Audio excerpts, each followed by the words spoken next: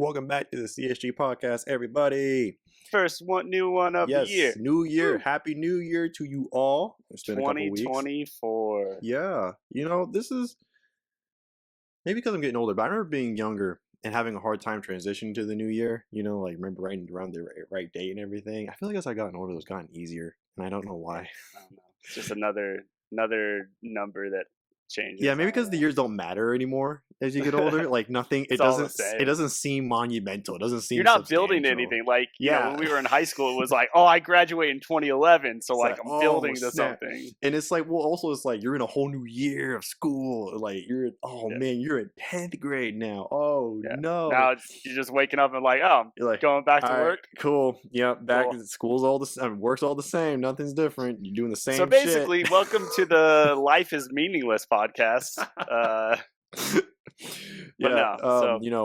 We took the anime what was it, No Life, what was the full name of that? Relife. Way too seriously. No, we took that, we take it way too seriously, honestly. But you guys should watch it. It is a fantastic anime. It's a one-off, so you don't got to worry about spending half your life trying to finish it, unlike some other ones that David likes.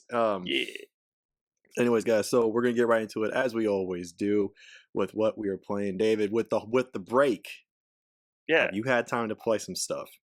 Yeah, not really. Actually, I was sick pretty much the entire. You didn't break. Play anything while you were sick? I played. Okay. But so I was really excited because after the last podcast, when we were talking about Game Awards, it was announced, or maybe it was 2 podcasts ago, Baldur's Gate 3 finally got launched on the Xbox. Yes, it did. And my wife graciously let me buy it as like a Christmas birthday present. But then I got sick, and I just felt like I just didn't feel like reading, and it's a lot of reading and thinking and strategizing. I gotta play it enough to know that, like, yeah, it's deserving of Game of the Year. It's awesome. Just the shit that like it accounts for. So like, without ruining something, like I made a playable character. It's my character, right? That's what the story is supposed to revolve around, right? I died in a way. Yeah. And the game did not, it wasn't like game over, you died, and like reload your last checkpoint. It's like, oh, you're dead. Continue with the people you have left. Like, and I had a revive spell, so I was able to revive my main character. But like, if I didn't have that revive spell, the game just continues. The world is just there. So it's really cool. I played like almost. I think there's so many classes. Yeah. So me, I think I did like 6 or 7 retries or restarts. Yeah. I played the opening level with different classes to kind of get a feel for who I wanted. It's hard. It is not like I was playing it on like the give me a story mode, and it was not.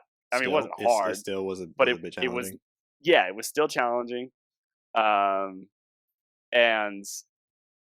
yeah, so I'm looking forward to getting and playing it more. We'll have to see how I start student teaching tomorrow. So we'll see if I have any free time at all anymore. But me and my brother-in-law are playing a campaign together as well. Hey, that's nice. So that's where I've had the most fun. We've played like 2 times for maybe 4 hours total, and that's where I had the most fun, was playing it with him. Because it is like D&D, and it's better with people. But really, what I spent the majority of my break doing was being sick and playing Coral Island, the farming game I talked about. I have. Are you beating it yet? How are you not beating that game yet? So I have full hearts with every person in the island, and I'm working my way through all the hard events. I've been smooching everybody, so I'm working through smooching everybody, and then I'm gonna propose to the girl that I want to propose to. But I'm also working on optimizing my farm. I got like these conveyor belts going and all sorts of stuff. So I just, because it was just easy for me to just turn it over, and like I was sick. Yeah. So I was keeping my brain occupied, but I really didn't have to think too much about it. Yeah, that's what I did. I played a lot of Just Coral Island.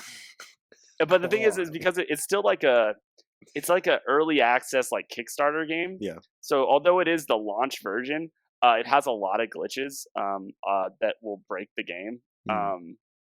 And finding those just sucks because I'll be like mostly done through my day. I'll have done like a bunch of stuff, and then I'll find something that breaks the game and it shuts the game down. I have to start over again because there's no like midday saves. Like you save at the beginning of your day, and there's no save points or anything. Weird. So like there was a couple times where I'd done my whole day and hit a glitch and it was just like and it shut down. I'm like, son of damn.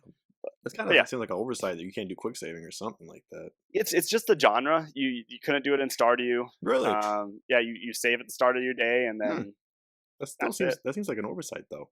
It just seems like why wouldn't you be able to save at any point? Like it sucks. I mean, I get it, it's a cozy game, but like because of that idea and it just why? It's a holdover. It's like I knew it from Stardew.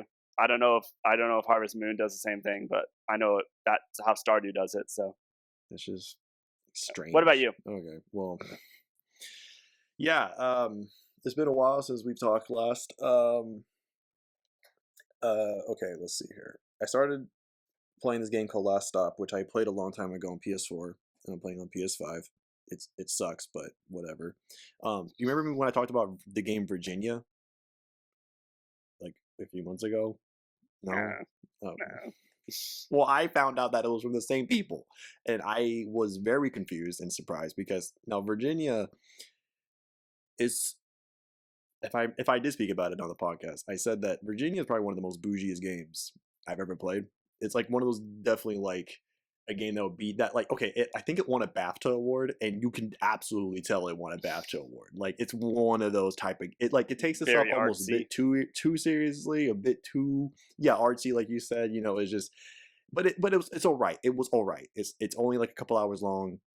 It sucked for trying to get the plot because you got to play it through it freaking twice, and it's just like because there's no dialogue at all. It's all told through like the people. I mean, you have the characters and they do expressions and movements and all that stuff, which is fine. It can tell the story, and I was able to kind of get some of it. The score is fantastic, but but yeah, like it was just very weird. Looking at pictures, I got a feel for what. Yeah, like I had heard about it a while ago, which got me interested, and so I had it and I finally played it, and then I was just like, wait, they went on to make Last Stop because Last Stop was way worse. It's so bad. It's not a fun game. It's not even a good. It's also aggressively British. It's aggressively British, and it's fine if you're like trying to highlight your your culture and your country, but like it's almost too So I mean, it's an adventure game, but it's almost too down to earth. Like it's too much. Like it borderlines dullness with the people who like with the characters that are in the game, because it's taking these regular people in these regular lives and it's starting to merge these three different stories together to something that because they're all connected through a supernatural event that's happening between all three of them, and you see how it all connects. The connecting is fun. I like the way how like there's this woman who is doing adultery with her husband, and that guy who she's cheating with is he's a psychologist that two other characters in another story come to for some help on a situation that they're having. So like, and it's cool, and like that woman and her husband, the teacher of their son, is the mother of a girl that you play as, and in the other campaign. So it's just like I like that's fine, and I like the way how each of them, without knowing it, are connected to each other. Like I like that. That's cool. Like 7 degrees of separation kind of shit. I don't know what that means, but I'm gonna say yes. but but I like that. But it's just like the bit pieces or gameplay, I guess we could say it.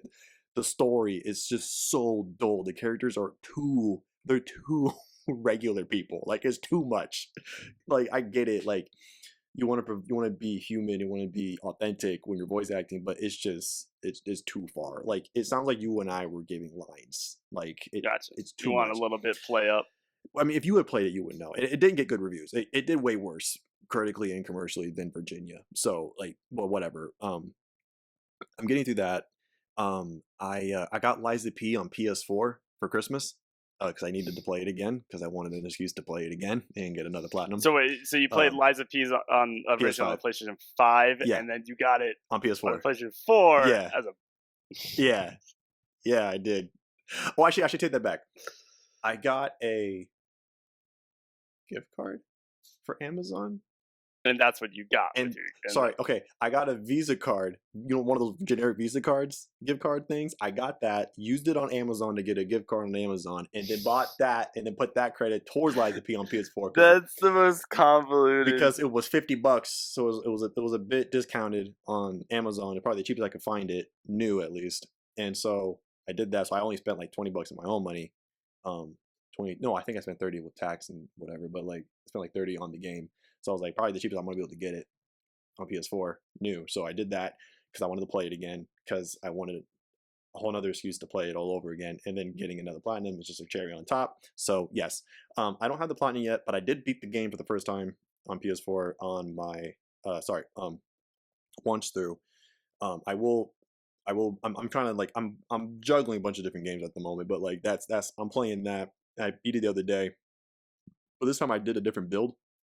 On PS5, I'm sticking with advanced and going for the electric shock build because that builds up a better, that build helps you when you inflict shock on an enemy, they get more stagger damage from your charge attack, which is why I did that. So, but on this build, I did motivity, which is basically strength, and I used this great sword that you find on fairly early into the game, and I paired it with the electric coil handle because then I get the Fable art that I really like from it. It says it scales with advanced as well now, but like I don't see it when I'm increasing the stat like on the screen, not in damage, but like on the screen I don't see it. So I'm like, does it? Like I don't know. It says it does, but I don't know. And so I'm going through that, and actually was pretty good. Like at some points I thought I was like doing too much damage. I was like, well, seems a bit weird. Like, and it could be because nothing's new to me anymore or whatever. But like, I don't know. I was cleaning up through at least the first half of the game, like way more so than I was expecting to. Yeah. But hey, I was happy with it, and I'm gonna stick with that build for now. It's been doing me just fine, and it's just kind of cool to me for now that I'm more acclimated to the mechanics of the game. I'm trying different things. Like I didn't really used to worry about the abrasives. I knew what they did, but I didn't really mess with them. But it was cool to actually give them a shot now since I'm using a weapon that doesn't have any of that damage included. Yeah, so that was cool. And now that I understand the grindstones better, I've been using more of the different grindstones. Like I was using electric coil grindstone for a little bit, and then I started using the I think they call it the perfect grindstone or whatever. The one that where you get more stagger damage. You do more stagger damage. So I used that, and then I happened to be reading this forum on the Reddit page about like when you're fighting Laxasia, which is the second to last boss, you should use whatever the one's called to where your guards become perfect guards temporarily, because her attacks are pretty tough to perfect guard, especially in her second form.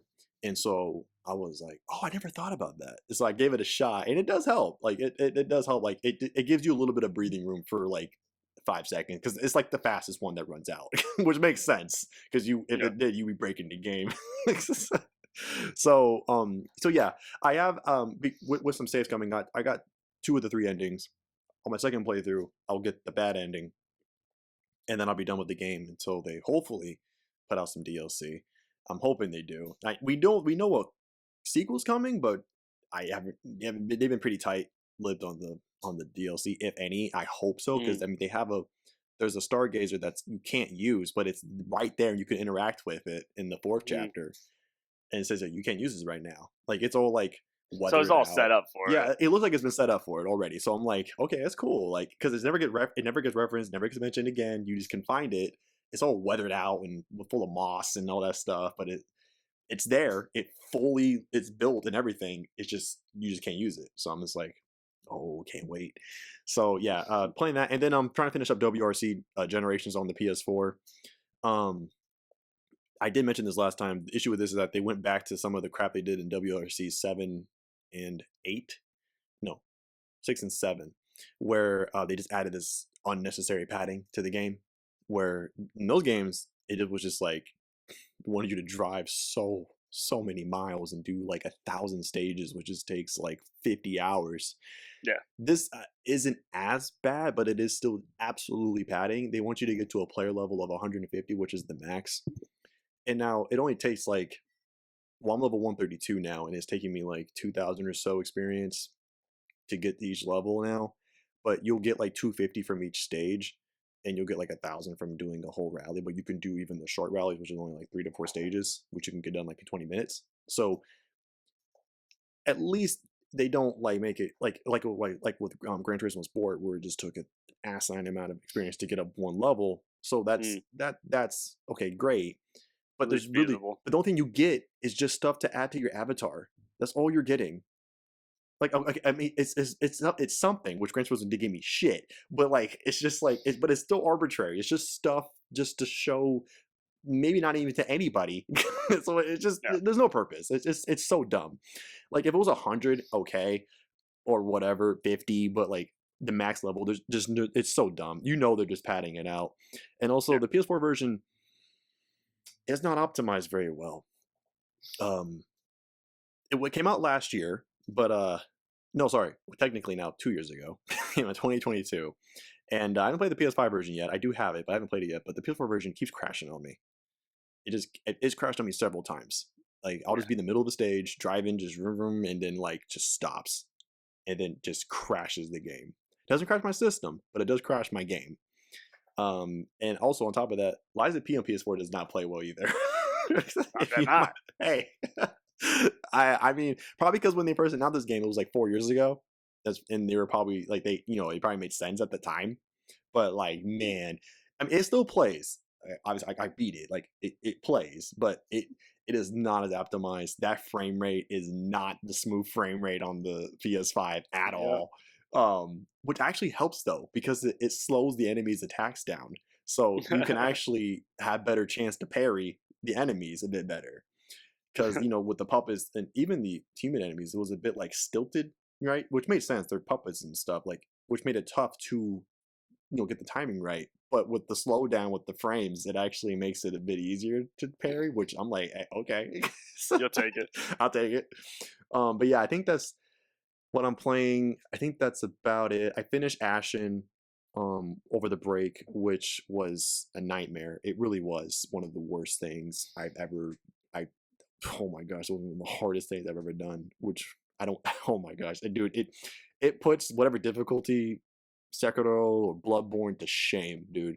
But for the wrong reasons. All the wrong reasons though. But oh man, I got it though. I got it. I was like, I deleted that shit so fast. I was like, I can't believe you guys did this to me.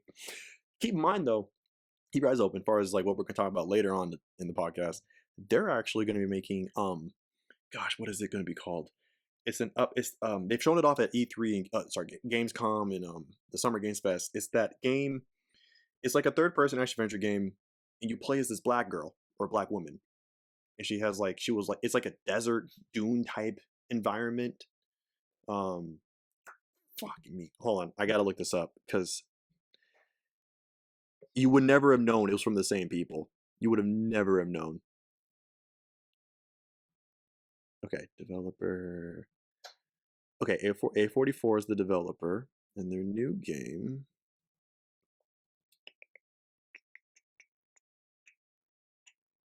Is called the Flintlock, the Siege of Dawn.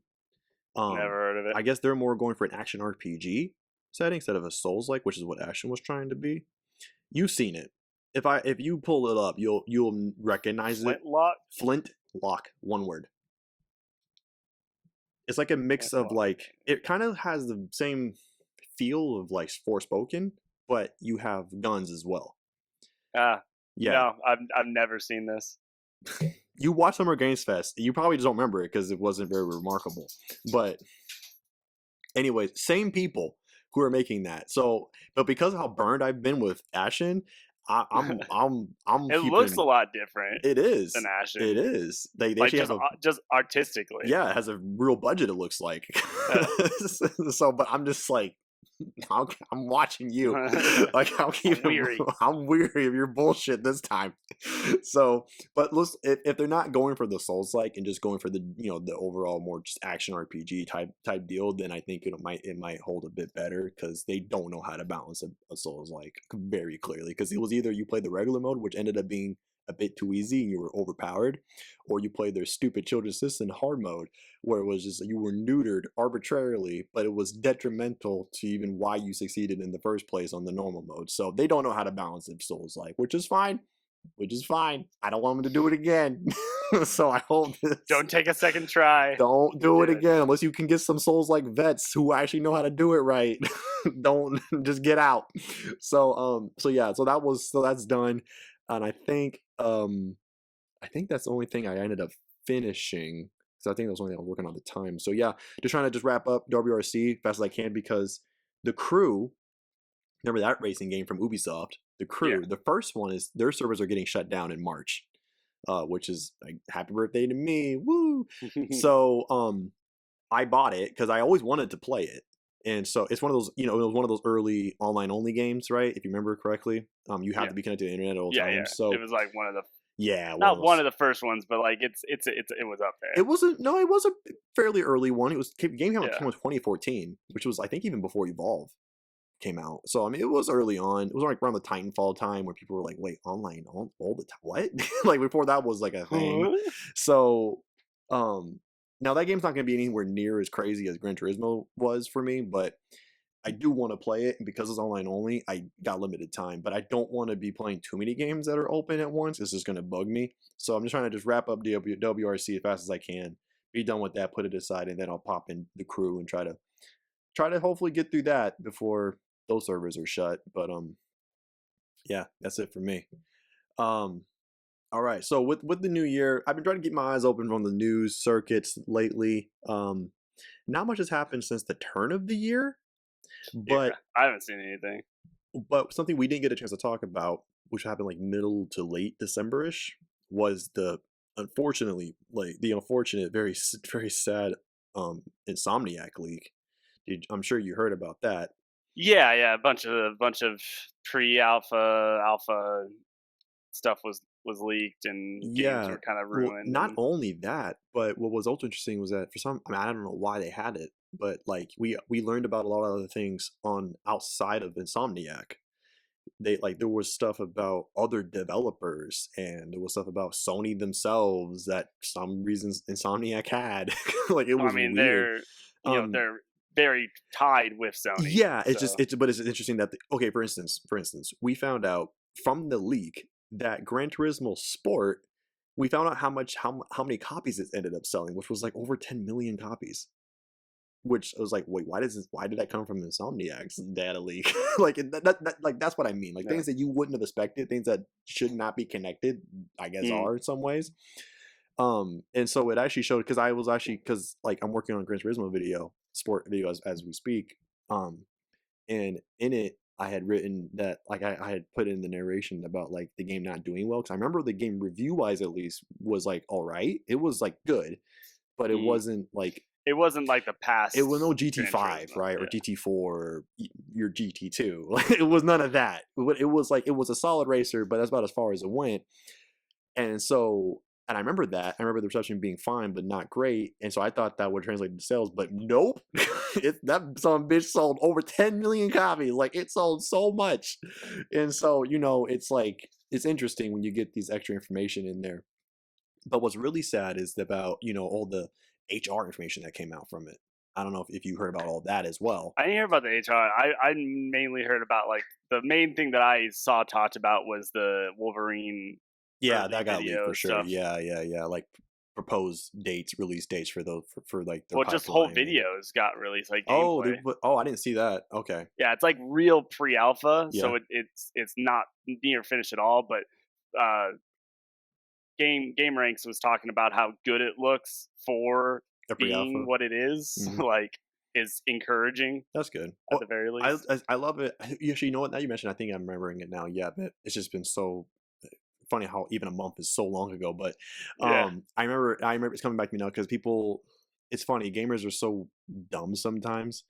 or maybe it's just people who aren't really gamers who are just commenting because they want to be relevant. I don't know, but like it's funny when people want to start making this public discourse about a pre-alpha because they did it with GTA too. Remember, Yeah, I think from top of the year of last year or before yeah, that, like that got leaked, and people were just like, "Oh, this is so ass! Like this is so bad." And yeah, yeah. I'm just like, Like it's pre-alpha. Like, what are you you're guys looking at bitching a about? Like, yeah, you're looking at a skeleton, yeah, like and a stick figure drawing of what's going to be. yeah, it's like, what do you think an alpha is supposed to be like, or even pre-alpha, whatever that ended up being for GTA's sake? But like, it's just, what do you expect it to Yeah, be? Like most animated concept art. Yeah, that's all it is. Like they what because like they put that stuff on last. Like usually they're trying to like get the geometry right and get like, just the basic mechanics right. Have you guys never seen a behind the scenes video ever in your life? Like it's just hilarious when people want to start bitching about how something bad looked when it's not even made. Like, it just blows my mind. But it's nice to hear that with Wolverine at least people are saying like actually no Yeah, like for what they've made so far like this is actually way better than we would expect, which I guess to some extent makes sense. I mean, this is a PS5 game, yeah, and like at this far at this far into the generation, about halfway through, it's I would it's hope that pre-alphas would look a bit better and than I pre-alphas we've bet seen it's running before. off of a similar engine as Spider-Man is. So Oh, they're probably, probably reusing some assets, probably. some texture packages, stuff like that. I mean, I think actually Insomniac, they used the same engine that they also did with Ratchet and Clank. I Yeah, actually, from because I actually got done watching a whole retrospective on the whole Ratchet series, from this channel who actually decided to do deep dives and like listen to the interviews and find like the developer stuff and reach out to some of the developers too. But I guess the engine that they used for Spider-Man was actually some kind of modern version of the 2016 Ratchet game. So they do they do share engines, yeah. and so I wouldn't be surprised if it was the same engine that they used for Ratchet and Clank Rift Apart, in some way or some way or form. But yeah. But anyways, I was gonna say about the HR stuff, which was really sad, which kind of really brings this more into a reality sense. Because before, this game stuff, it sucks. Don't get me wrong, it absolutely sucks, especially from a developer standpoint. Like, oh, your shit got leaked, stuff that people should be seeing that are going to form opinions and mold certain ways, ways of thought around it are now there, which that sucks. But at the end of the day, it is at least just the game. Mm, It is just the game. But we found out that, through this leak, it was a bunch of employee information came out from it too. mm, A lot of, actual people's names, addresses, personal information. I don't know if it went as far as social security numbers, but some enough information for people could to easily be doxxed, to easily be yeah, found, which hmm we've seen people will do. I yeah, mean, we saw the pettiness that even just regular fucking YouTubers will do to other YouTubers. We saw yeah, how they would even they'll do that recently, and with how mad us little nerds will get on the slightest piece of anything happening to us on the games that we love, and how quick we'll be out to give out death threats for whatever reason. It's like it does bring a sense of reality into things, which yeah, really yeah. It's not something you'd be comfortable with. Even like if my information got leaked online, Mhm. I wouldn't feel great about it, and I'm a nobody. Yeah, yeah, So like I have no connection with anything that great or fantastic. when you understand, like when you even get a sense of how the internet is in any sense, it's nervous. Yeah, But if I was a game dev who has been a game dev for a while and knows how the internet works and how us neckbeards will react to certain things, I would be very afraid. I would be yeah, very, very trepidatious. And some people probably, or I don't know if it was confirmed, but I know a lot of them probably would have been thinking about like, shoot, like, can I stay where I'm at? Like, am I okay to yeah. stay You got to where I start am? asking yourself questions. Yep. Yes, but especially if you have a family. Like, it's easy if you're single. Like, what? Fuck this, deuces. I'm out of here. But like when you got a spouse and kids, possibly, it's like it's not that easy to just pick up and move. Especially if you have a house, and you have to worry about mortgage shit and like so many things go into place. And so that's what really kind of brought this into retrospective. But the thing is, though, this it seems to be that because this all happened because Sony got hacked in the first place by this hacker group. And the story least from what we know, is that they had hacked Sony / Insomniac, whatever, and they had actually, they put up for ransom. They wanted like 100 Bitcoin or something like that, which I'm sure I Yeah, it think was like a amounted couple to like, million yeah, a dollars. couple $1 million, which is like step on my shoe type of money for Sony. Like if you really think about it, like they could have done it, which I mean I can see why they didn't do it, just out of integrity. But it's like at the end of the day though, it's like damn, like if they knew, and maybe they knew, maybe they didn't know, but if they did know that they also had employee information, I don't know. I feel like that might, for because you're putting people's lives at risk. Yeah, Like who knows? if it was just game stuff, I think I probably would also be like, yeah, okay, we'll just eat that right now. But like if it was people's lives, people's information on the line, it's like, oof, okay, now we got a different hand, it's a different Yeah, situation here. But they didn't pay it, and so then they just put it out. Um, or maybe I don't remember if they sold it to someone who did buy it. No, I think someone bought some of it, but either way, it all got put out because Sony didn't pay the ransom, and so now this is where we're at. And Insomniac did respond, just saying how upset and sad yeah, that they were disappointed about it and and yeah, disappointed about the whole thing. But it started discourse again about Sony's just kind of lackluster security. yeah, laissez-faire. And just, well, because no one's ever going to forget. I mean, people who are too young to know will know, but those of us who were there during the dark days when Sony got hacked the first time, about 12 years ago or 13 years ago now, that was crazy. But you could also, I mean, you could forgive it slightly because it was 2011. Yeah, Okay, internet you got to infrastructure improve was, though. You got to yeah, but to have it again yeah, is like, oof. And to have it both happen to Sony, we have it. I mean, I'm sure there's been other smaller hacks between everybody, but as far as these big hacks, it's like why Sony just keeps falling under this, like not Nintendo yeah, or Xbox. It's just like, damn it, Sony, like yeah. what Got are you gotta doing? gotta tighten up ship. Yeah, so it's upsetting.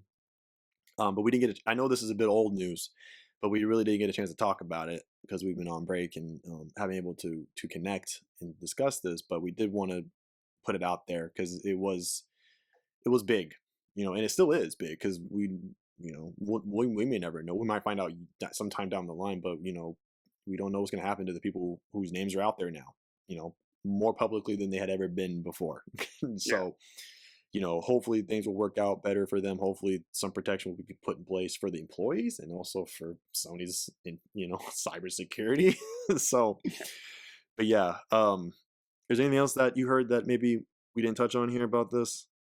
not really. No, No. yeah, that pretty much covers it. Yeah. So, our best wishes go out to the Insomniac employees and Sony. Like, you're not, you're not untouchable. Like Fix your shit. I almost want Sony to fail again, like PS3 style fail, so they can come back like they did on the PS4 era. Because like they have been just like, it's just like you can tell their hubris is coming back. Like it's absolutely coming back. Because like the reason why PS3 failed as hard as it did because Sony's execs at the time had so much of these assumptions about what the player base would do after the PS2's just monumental blow up, Yeah, and so that they actually thought that we would pay what we would pay for the PS3, the $599 PS3, or I think the cheapest was 500 or 400 maybe. I think it was the cheapest PS3 you yeah, could get, whereas Xbox was like $300 or something. Like they totally undercut it. Now, granted, which actually I think was a smart move. You guys had the idea or the possibility of having the detachable hard drives, whereas PlayStations really were all built in without yeah, you had no choice. But actually, I think it's actually kind of a cool idea.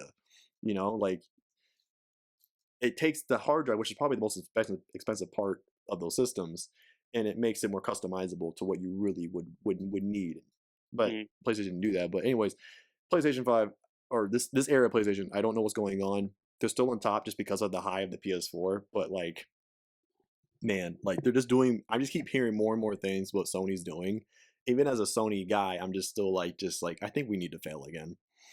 I think Sony needs to I think something bad needs to happen, like where Sony just takes a huge ass L. I mean, I know they just kind of did with the cybersecurity thing, but like really do bad. And yeah. Xbox, like you guys need to come back, please. Like like We're working on it. Sony's getting too arrogant. Like they're they are feeling untouchable, and no one cares about Nintendo.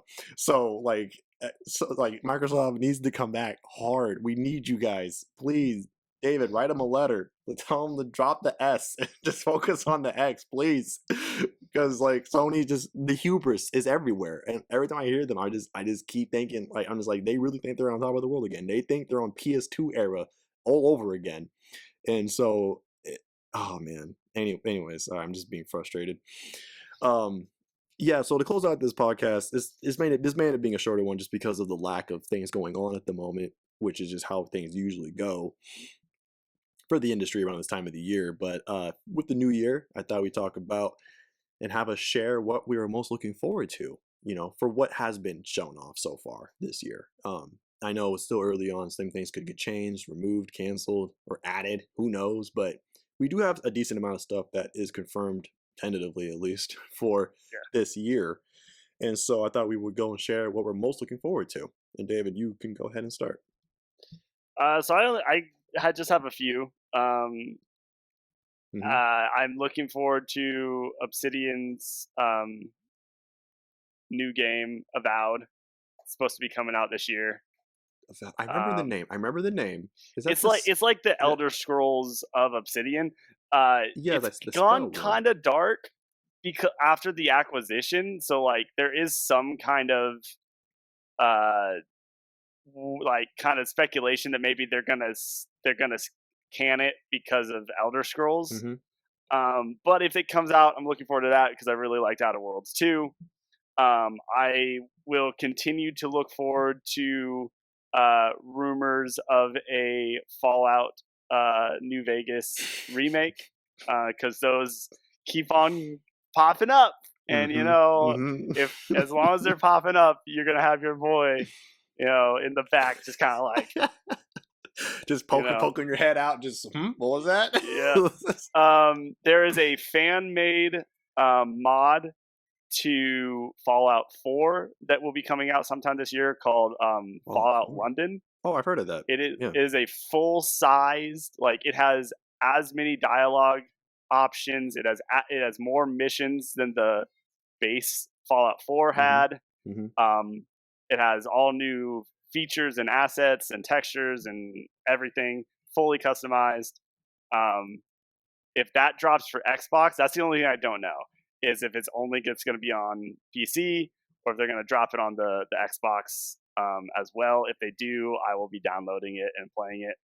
And then beyond that, just to see what Microsoft continues to do with Game Pass.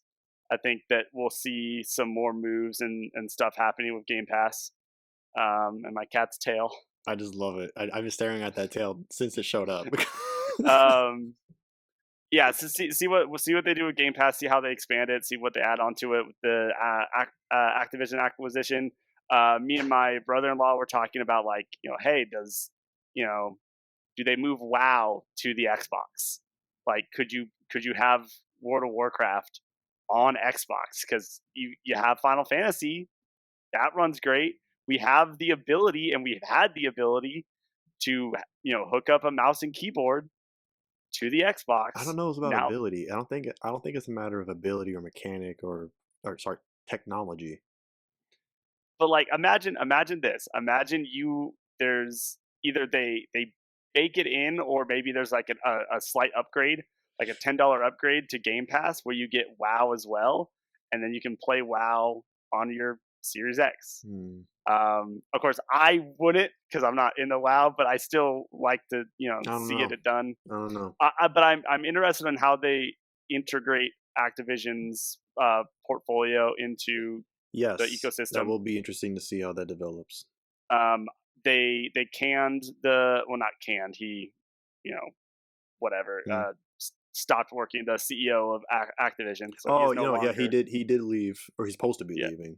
Activision. So who knows what that might mean for the future of Call of Duty games? Because as we know, they've been kind of stagnant, especially this last launch. It seems to be. It's been horrible. Pretty stagnant for a long time. Yeah, and I think at least, again, it's hard to say because Microsoft and our boy is saying all the right things, but we haven't seen shit. Yeah, the execution has always been not there. Well, like there's been nothing to execute. No, much. that's what I meant. Like that's the problem. It's like not there in the sense of it's just vacant. Like yeah. So like they're saying the right things. So like if any of this stuff comes to fruition, if Elder Scrolls 6 comes out and it's fucking banger, if they turn around Call of Duty and get back to roots and it's better, Diablo, whatever have you, whatever they have. I think it's unfortunate. Like I know that Starbound, not Starbound,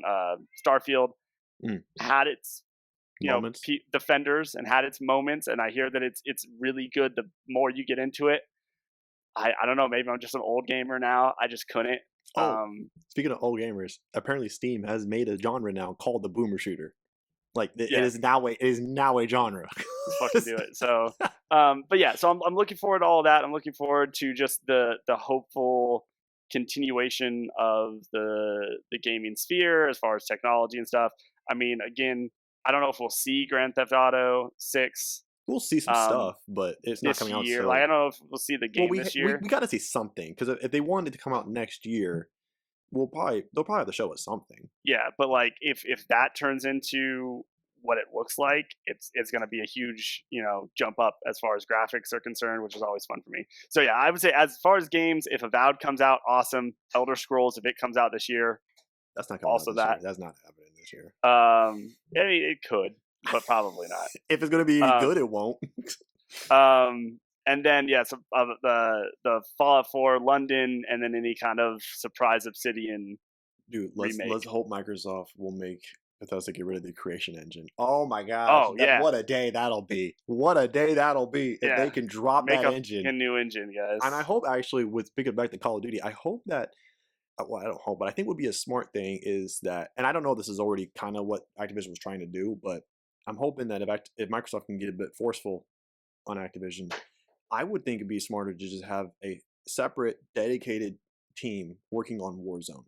Just Warzone, right? Just have a whole separate team dedicated to them, and then have your whatever those three other, Sledge, Treyarch, and Infinity Ward work on those, the main games with the multiplayer, the zombies and the campaign. I don't know if they already have a sub studio working on Warzone already as is, but if they don't, and they're just taking people from the other teams or many of their other smaller support teams like Toys for Bob or whatever. Yeah, it'll be interesting to see what they can do to support it. Because I don't think Call of Duty's ever really come back properly since Warzone was dropped. Just because Warzone became such an enigmatic part of its own, it almost cannibalized the regular duty experience, So, but I think if they could distinct them a bit, that might help the core Call of Duty, stand a bit better, But that's just me, talking possible thing, and this stuff they've probably already talked about, have ongoing discussions and debates and arguments, I'm sure. But to me, it makes sense because the fan base, the audience that plays Warzone, I don't think has as much crossover as people might think it does. Because it's such a huge casual thing, streamer thing, whatever. You get all your little YouTubers and your streamers want to play because it's topical or whatever, right? And I don't think the audience is the same. Just because it has the same skin doesn't mean it's the same type of audience. So I think they can be separate. But anyways, I'm hoping, because I'm scared, I'm hoping that the next Crash and/or Spyro does not become Xbox exclusive. If it does, I'm gonna cry. I will. I want to see it happen just so we can have your reaction on the show. I'm gonna start the podcast with my head down, just in tears, just rip one for the homie. What if it does? What an insane twist of fate that the two PlayStation mascots from the 90s circle back around all the way to the other main rivalry camp. Right, that'd be great. Oh my god, dude! If we could get, if all the Crashes gonna get released on Game Pass? I'm surprised they haven't already at some point. They said just because of the late acquisition that it's gonna be a while before any of Activision's. No, I meant before. I'm surprised it just never had been at some point since Game Pass launched. Yeah, true. I don't know why they wouldn't have. That just seems a bit weird, but I just think it would be funny. Yeah, I mean, it makes sense. I mean, they're it should. The game's 5 years old now at this point. But Yeah. or the remakes are at least 5 years old. But yeah, we'll have to see, because apparently there's rumors that a next Spyro game will be getting worked on, because I guess there was a little the team Because put up we got Rare too, so like oh yeah, and then you got Rare, but like they put out a tweet, Toys for Bob, with like a little Spyro picture saying like the motto of 2024 is "You gotta believe," and I'm just like, oh man. And I guess there was a gotta screenshot. believe in Game Pass. There was, there was a screenshot of the team, I guess, working on Unreal 5, and it just showed most of the team staring at a TV, and the TV is in frame of the picture, but like it's small enough to where you can't really make out what's on the screen. But it was Toys for Bob, so people are just hoping that it might be Spyro. And then when they put out this tweet this year, or like a week ago or a few days ago, it's like, oh snap, it might actually happen. But now I'm just like, no. So yeah, so I mean, yeah, and who knows what's going on with Crash? I mean, Crash Rumble obviously released on both platforms last summer. I don't know what's going on with Crash. I'd never even touched that game, didn't want to. It's not what I want, so whatever. But yeah, we'll have to see what happens. But yeah, fingers crossed that they can stay at least a little bit, hopefully a little bit with Sony. But anyways, anywho, so yeah, I'm kind of like, because I had some stuff in my head, but I didn't write it down, so I pulled up a little screen of like what's upcoming, just make sure I didn't skip anything. There's a few things coming up that this year that I'm actually like legit excited for, that I'll actually make sure I get. Now, whether I play it is another thing, but I will get them.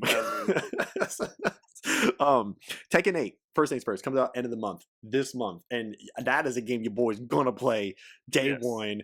Yeah. I've been waiting for a new Tekken since I think Tekken 7 came out, and gosh, was it 2016, 2015? Like, so long, so freaking long. And I get played it at PAX. I mean, yes, I did. I played it twice at PAX, actually. Yep. It was that much fun. But like, it's just, and I know the big reason why it's been so long is because they were able to string this out for so long because of the esports, because it was able to survive so well on that competitive scene that they leaned on, which for me sucks, but for the longevity of the game and the franchise was good. So whatever, fine. And they brought out a demo for Tekken 8, which I did play. Well, they had an online beta, which I didn't touch because I don't give a fuck about the online play.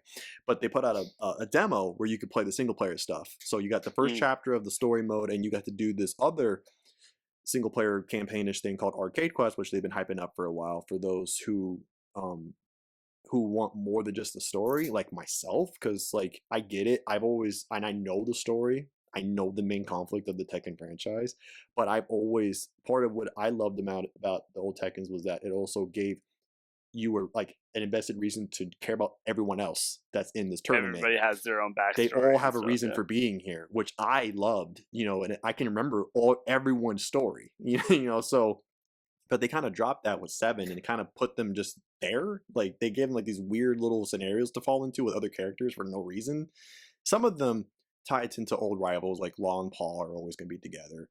And I think Asuka and Lily had their thing. But like some characters just who they mess around with don't make any freaking sense at all. And so I miss that. And so I'm not saying this is going to do that, but this is at least something more than just the campaign. Because with 7, you finished the first single player campaign and you really had nothing else single player wise except for treasure battle to unlock cosmetics for all the characters and stuff, which that was fun. And I actually played that first and spent a good amount of time in that.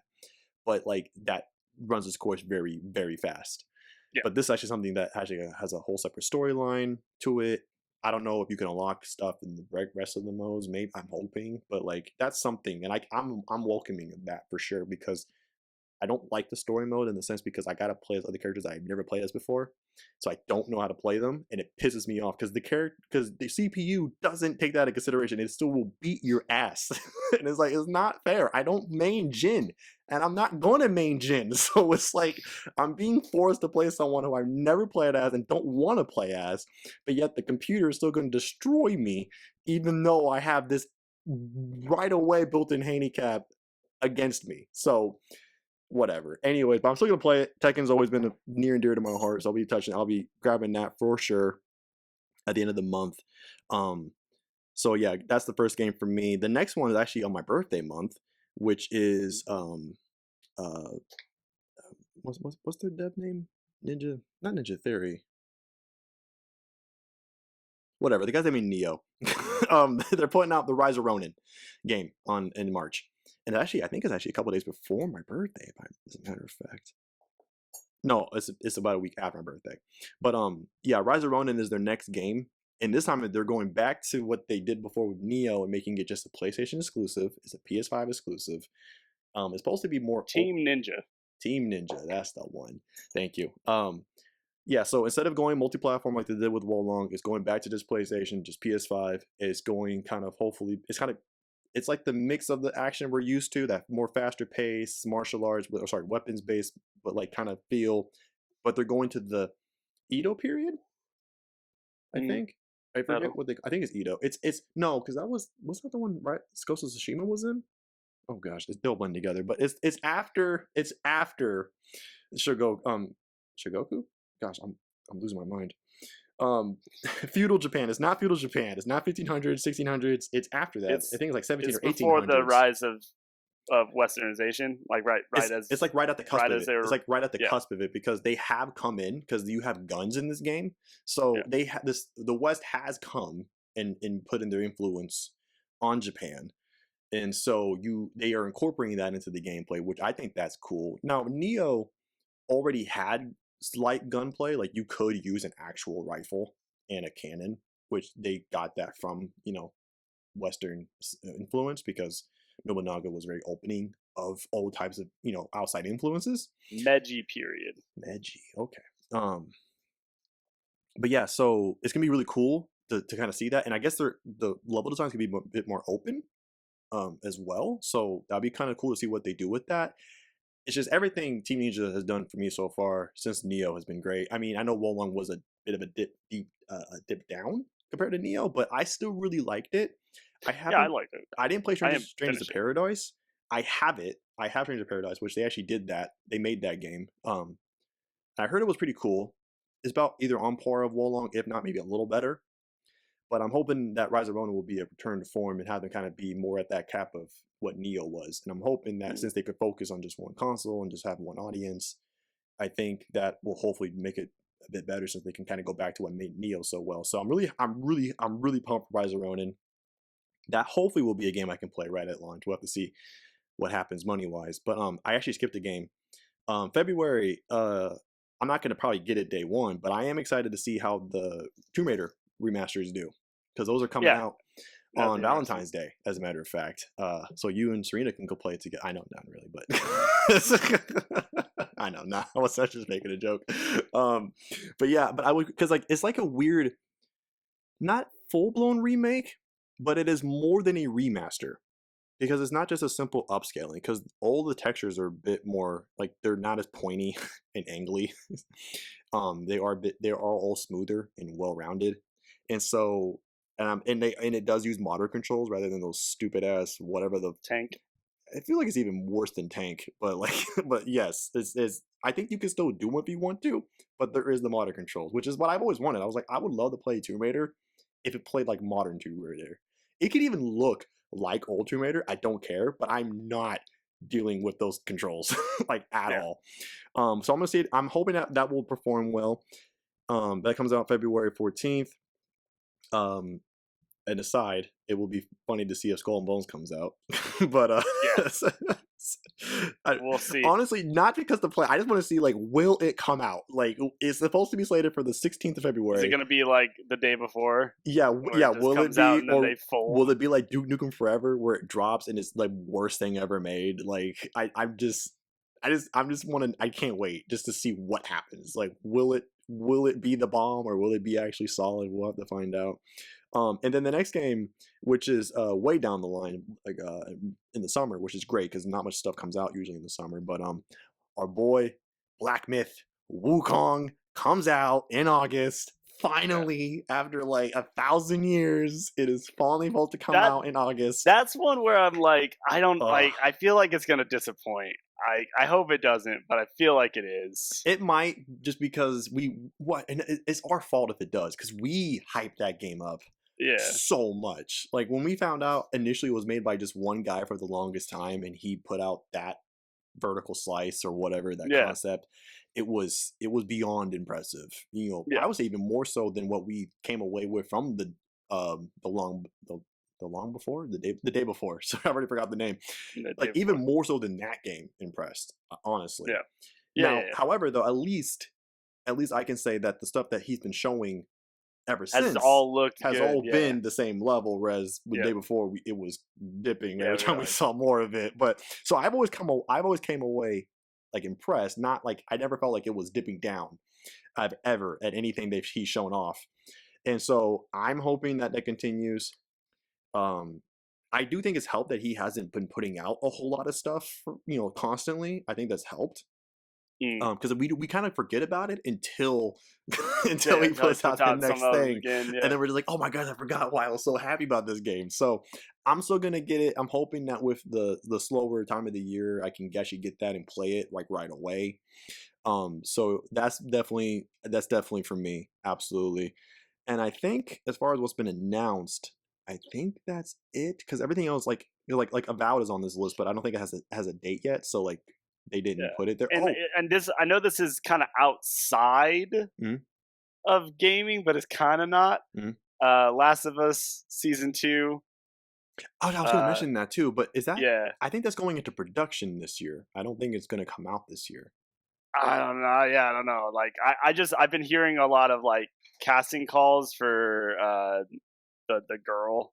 Yeah, me too. I've been hearing, but I don't think that means. I think since we're hearing about casting stuff, I don't think it's going to come out this year. I think it won't be till next year, just because of just the time, to do all that stuff. Because I can see Yeah. Donnie Dog wanting to make like kind of how like what they do with their Yeah, games. so it'll begin production in the spring with Yeah, plans to see, yeah, premiere in 25.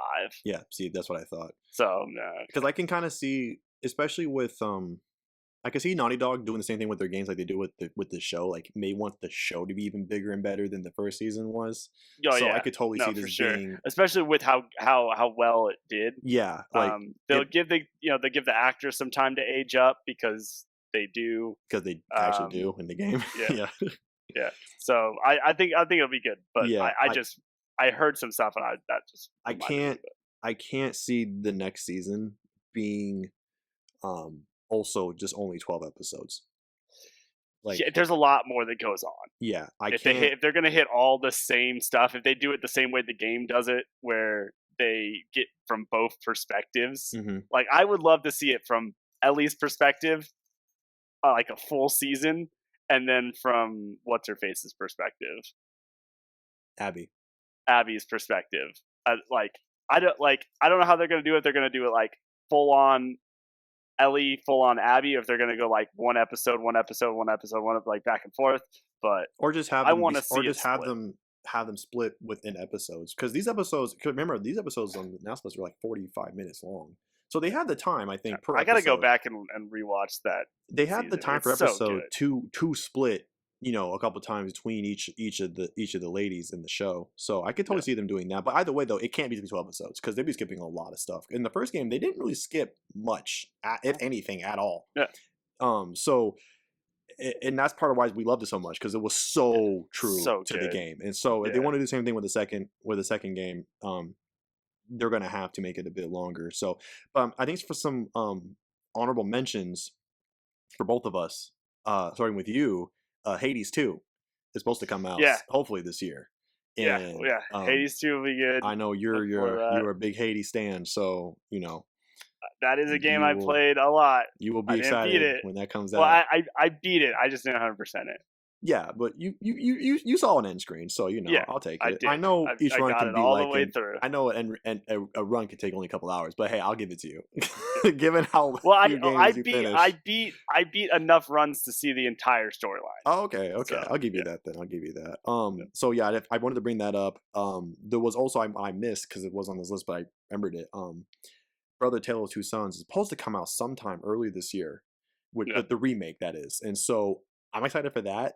Not just because it's a game near and dear to my heart, but also because it's nice that a game that's not going to be 1,000 hours long is coming out, and I'm actually excited for it. Like, I can finish that in like one playthrough, like in like 6 hours, maybe 8 if I'm just being real slow. Or if they add stuff, I don't know. Like, I don't think they will, but if they did, then okay. But I will be very happy with just a 1-to-1 recreation. It'd be interesting to see if they do anything with the controls, because the controls was a calling card, but also like kind of different, because it dates it a little bit. You played both characters with basically both sides of the same controller, which once you get it, it's fine because they built the game around it, so they didn't make anything ever too complicated, which was great because a lot of devs don't do that. But it'd be interesting to see if they do change things because of modern day things. So that game came out initially, I think, like 10 years ago now. So, it'd be interesting to see if they do anything with that. But I'll be interested to see that game. It probably also won't be much either. Probably be like $30 at the most, which I'm very happy for that. So I think with that, there are a couple other ones, but they're gonna be nowhere near what we mentioned before. But yeah, so I mean, and like always, there's gonna be some surprises, some stuff we didn't see coming. I mean, because and hopefully we'll get Eliza P expansion like maybe around toward the end of this year, hopefully. So I mean that might drop, which I'll be all over. And then DLCs. And Nintendo's gonna drop something like, where's Metroid? Like, they mentioned Metroid, and it just hasn't ever. The next Metroid Prime. Yeah, it just hasn't ever come out. So it might be, hey, we got the new Mario, we got the new Zelda. It might be time for them to drop Metroid, and it's just a new Mario Kart. Like, watch them not. No, Mario Party. Watch them not drop Metroid, but it's a Mario Party. 12 or whatever they're at now. Yeah, whatever. Just watch that happen instead, and you just like.